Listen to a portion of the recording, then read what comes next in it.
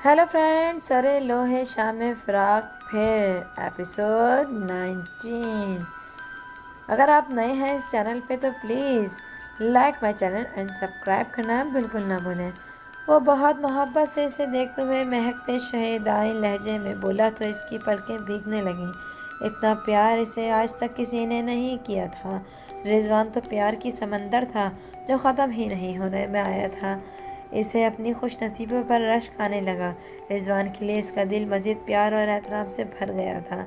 मेरी हर बात हर ज़िद मानना तो ज़रूरी नहीं है। तुम वजाहत कर देते तो मैं हरगिज़ ज़िद ना करती।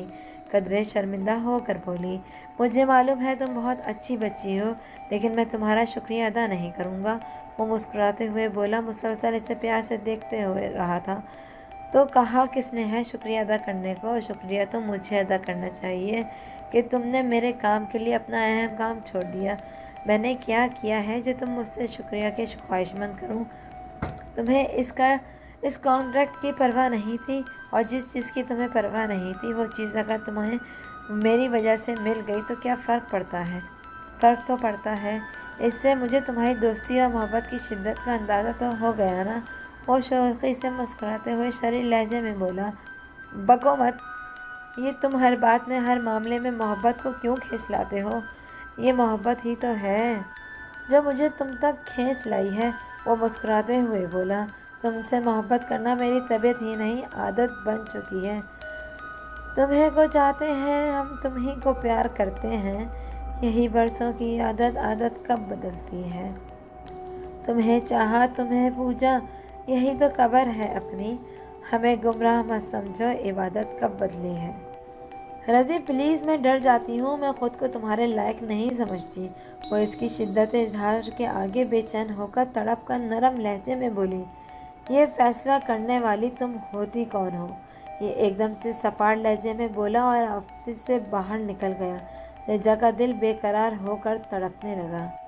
तुम्हें क्या पता रज़ी कि मैं कैसा ज़ख्म कैसा फ़रेब खाए हुए हूँ। मैं तुम्हें खोना नहीं चाहती, और अगर मैंने मेरा साथ छोड़ दिया तो मैं मर जाऊँगी। डरती हूँ कि कहीं तुम लकी वाला मामला जान गए तो क्या सोचोगे मेरे मुताल्लिक। कहीं तुम भी मुझे आवारा बेहया बेकिरदार ना समझने लगो, मुझसे नफ़रत ना करने लगो। बस यही एक खौफ आड़े आ रहा है, वरना मैं तो कब की तुम्हारी हो चुकी हूँ। तुम तो लफ्ज़ों में अपने जज्बों का इजहार कर जाते हो, लेकिन मैं ज़ब्त के पैमान बांधे थक जाती हूँ। मैं तुम्हारी आंखों में अपने लिए हमेशा प्यार और एतबार ही देखना चाहती हूँ। तुम्हारी नफ़रत तो मेरी मौत बन जाएगी रज़ी। मैं तो कब की हार चुकी हूँ। तुम्हारी मोहब्बतों और चाहतों के सामने जितना प्यार तुम्हें मुझसे है रज़ी, ज़्यादा नहीं तो इतना प्यार तो मुझे भी तुमसे है। आई रियली लव यू रज़ी, आई रियली लव यू। वो कुर्सी की बैग से सर टिकाए आंखें बंद करके अपने दिल में इसे महताब करके कह रही थी तो रुखसारों पर आंखों से मोती टूट टूट कर फैल रहे थे। शाम को वो सलीम लॉज के ड्राइंग रूम में पहुंचा तो रिजा को देखकर मबहूत रह गया। वो सियाह हल्की नेट की सफ़ेद रंगों से लकी अहकाम वाली साड़ी जेब तन किए अपने सियाह रेशमी बालों को खोलते सलीके से संवारे डायमंड का नेकलेस हल्का सा सेट पहने नाइट मेकअप में मामूल से कहीं ज़्यादा मुख्तलिफ और मुनफरिद और हसीन लग रही थी। रिजवान की आंखें हसीन और दिलकश के इसी के पैकर ठरसी गई, कैसे वो दिल के तारों को हिला रही थी। और रिजा ने लंबे बाल इसके कहने पर रखे थे और बहुत प्यारी लगी थी। वो अपने बालों के साथ इसे रिजवान को 1 साल पुराना मंजर याद आ गया।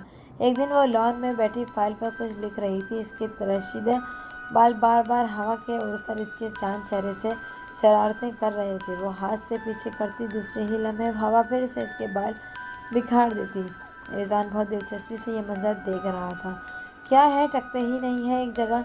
रिजा ने झुलझुलाकर फाइल और कलम बंद करते हुए कहा तो वो हंस पड़ा और इसके गुलाबी होते चेहरे को देखकर बोला, तुम अपने बाल बढ़ा क्यों नहीं लेती? इतने सिल्की और सियाह हैं, घने भी हैं, जल्द बढ़ जाएंगे।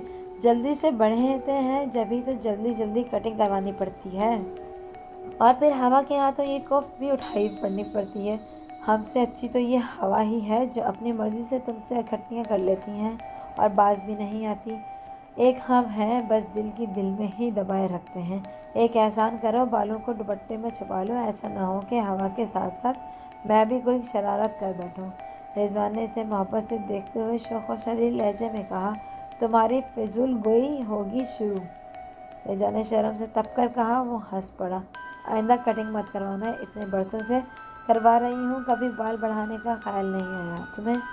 نہیں، کبھی کسی نے کہا ہی نہیں، نہ مجھے خود سے خیال آیا۔ اب تم نے کہا ہے تو کٹنگ نہیں کراؤں گی، اس نے سادگی اور معصومیت سے کہا۔ وہ ہنس دیا تھا۔ اچھا دیکھیں گے، رضوان نے کہا تھا، اور 1 سال گزر گیا تھا۔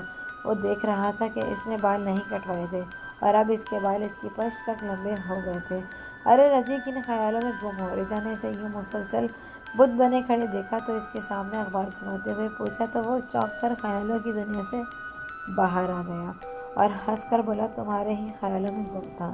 اچھا یہ بتاؤ کیسی لگ رہی ہوں میں؟ اس نے ساڑی کا پلو پھیلا کر بہت ارمان سے پوچھا تو وہ پہلے ہی بے خود ہو رہا تھا۔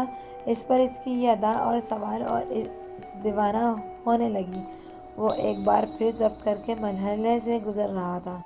رجا جانی، تمہیں ساڑی پہننے کا شوق کب سے ہو گیا؟ اس نے پیار سے پوچھا۔ شوق تو بچپن سے تھا، مما کو ساڑی پسند تھی اور وہ اکثر پہنتی تھیں۔ میرا بھی دل چاہتا تھا ساڑی پہننے کو، مگر تب تو میں چھوٹی تھی، اس لیے اپنا یہ شوق پورا نہیں کر سکتی تھی۔ اور اس روز مسز خان کو میں اسے ساڑی پہنے دیکھا تو میرا دل چاہا کہ میں ساڑی پہنوں، سو خرید لی، آج پہن لی۔ جاؤ فوراً چینج کر کے آؤ۔ رضوان نے اسے پرخاشگری سے دیکھتے ہوئے کہا۔ کیوں، کیا بری لگ رہی ہوں؟ وہ معنی خیز لہجے اور شریر لہجے میں بولا۔ برا بنانے اور بہکانے کی حد تک اچھی لگ رہی ہو رضی۔ وہ شرما گئی اور رضوان کی آنکھوں میں یہ منظر اپنے اندر جذب کر لیا۔ جاؤ شاباش، کوئی اور ڈریس پہن لو۔ جاؤ شاباش، کوئی اور ڈریس پہن لو۔ ساڑی تم شادی کے بعد پہنو گی، میں اس روپ میں تمہیں اپنے ساتھ لوگوں کے ہجوم میں نہیں لے جاؤں گا۔ وہ محبتوں کے تنہا انتہا پر تھا۔ مت لے جاؤ، مجھے بھی کوئی شوق نہیں ہے تمہارے دوست کے ولیمے میں جانے کا۔ وہ تنگ ہو کر بولی اور صوفے پر بیٹھ گئی۔ رجا سمجھا کرو نا سہیلی۔ وہ کارپیٹ پر اس کے سامنے بیٹھتے ہوئے پیار سے بولا۔ مجھے کچھ نہیں سمجھنا، بس تم جاؤ، وہ خفگی سے بولی۔ وہ مسلسل اسے چاہت بھری اور برفات نگاہوں سے دیکھتے جا رہا تھا۔ وہ نروس ہو کر بولی، کیا ہے، جاتے کیوں نہیں ہو؟ دید کے ساتھ ساتھ دل بھی للچا رہا ہے، کیا کروں؟ وہ شرارت سے بولا۔ شرم کرو، وہ شرم سے کٹ کر بولی اور اٹھ کھڑی ہوئی۔ جاؤ جلدی سے چینج کراؤ، 10 منٹ میں واپس آ جاؤ، ہری اپ۔ اس نے ہنس کر پیار سے دیکھتے ہوئے حاکمانہ انداز میں کہا، یہ تم مجھ پر حکم کس خوشی میں چلا رہے ہو؟ اس نے اس کے دلکش چہرے کو دیکھا۔ آج تو وہ بہت ڈیشنگ اور اسمارٹ لگ رہا تھا۔ سیاہ ڈریسنگ سوٹ میں رجا نے دل میں اس کی نظر اتاری تھی۔ بھئی مستقبل میں پروٹیکٹ کر رہا ہوں، وہ شرارت سے مسکراتے ہوئے بولا۔